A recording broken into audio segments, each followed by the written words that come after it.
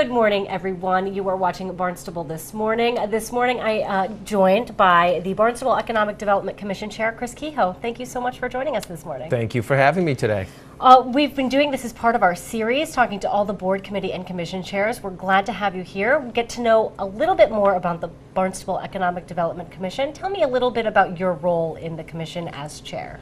Well, as chair, we try and bring forth, well, first of all, we're an advisory committee to the town council. We advise the town council on economic development issues in the town.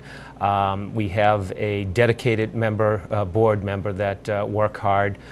Some of the people that are on our board are Tom Geiler, who was in charge of regulatory services. He retired. Hank Farnham, who is retired vice president of the CCB&T, which is now TD Bank. Myself, Alan Feltham, Hartley Johnson. Alan Feltham is an economics professor, retired. Hartley Johnson is a PR guy for a large Fortune 500 company, retired. So Jeff Craddock, who is a small business owner, Royden Richardson from the Cape Cod Commission. So we've got some really talented people that are on the commission. So important when you're talking about all kinds of different local issues and growth. I know you guys have dealt with several things recently. Wanted to talk a little bit more about your focus on regulatory issues. Why that focus at this point? Regulatory issues, first of all, we're not anti-regulatory issues. We need regulations to keep people in line with what we need to do. We have environmental issues that have to be adhered to. We have, of course, zoning issues, building heights, so on and so forth, use issues.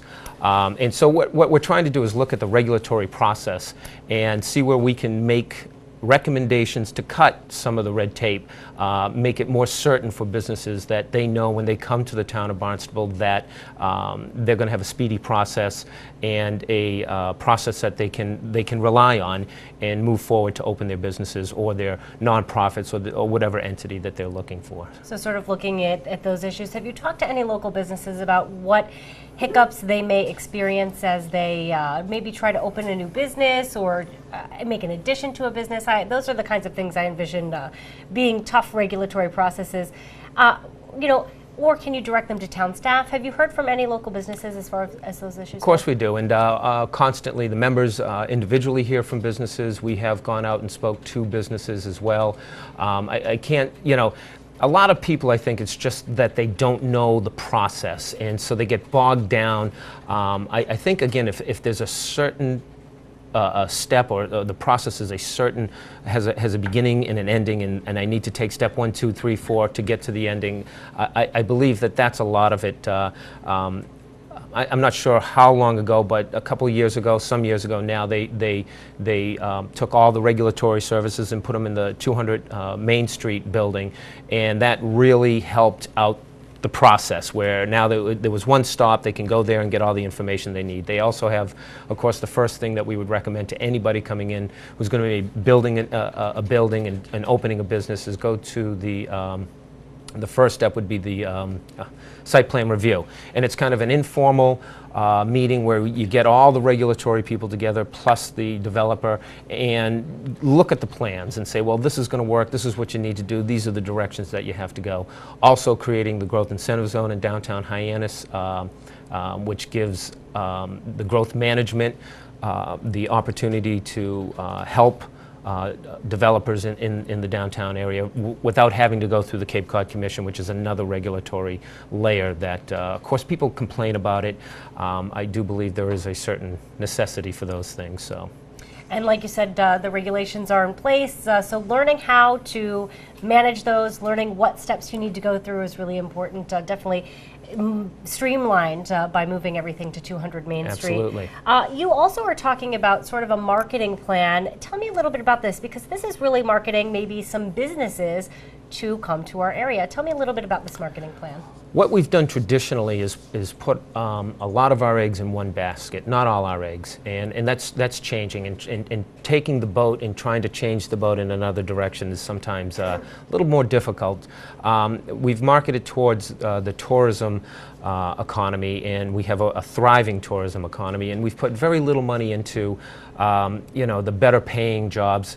Retail tourism are the lowest paying jobs on the economic scale, and we're trying to get the blue technology, water-related industries. There's the Woods Hole Oceanographic Institute, maybe something like a Wyotech, or I know the Cape Cod, the Barnstable Airport in Cape Air through Dan Wolf. They have created a training facility for aircraft mechanics and ground crew, and hopefully they'll further branch out into flight schools and so on. But those are good paying jobs. Those are year-round jobs. And definitely something that someone is going to, as a business owner, is going to be looking for. Am I going to have that trained staff if I come to the area? So definitely making sure that the local education facilities can provide that. Well, it's funny because, when you look at economic development, it touches all facets of life. Education is a huge, huge component of that. And one of a large reason why some of these larger tech firms or bigger companies won't come down to the Cape, first of all, infrastructure is an issue, but that can be overcome. Education level and or trained workforce, that's a huge issue, and that takes years to overcome. And I know the Cape Cod Community College is working to that end, and also the Barnstable school system is working to that end. So, and it's a combined effort, and the marketing plan will encompass talking to the colleges and the schools, and maybe creating a curriculum that's not based on hotel, motel, restaurant management, and maybe high-tech firm management or something like that. But it's funny, it's what comes first, the chicken or the egg. So, but I think we have to get our hands around something and work it. And so we're going to present a plan to the town council on what we believe they should do to start marketing the town for other than tourism industries. And definitely with Open Cape as well, more opportunities there for those kinds of technology-oriented positions. Absolutely, and the money, the millions of dollars that the town of Barnstable has spent on infrastructure improvement, just you can drive around downtown Hyannis and see. So we have a beautiful, beautiful place. We have the Arts and Culture District, and that's why people come here. Of course, we have the Deepwater Harbor. That's one of just a couple on the Cape. And of course, we have the two shores, Sandy Neck, all the beautiful beaches, all the recreational things.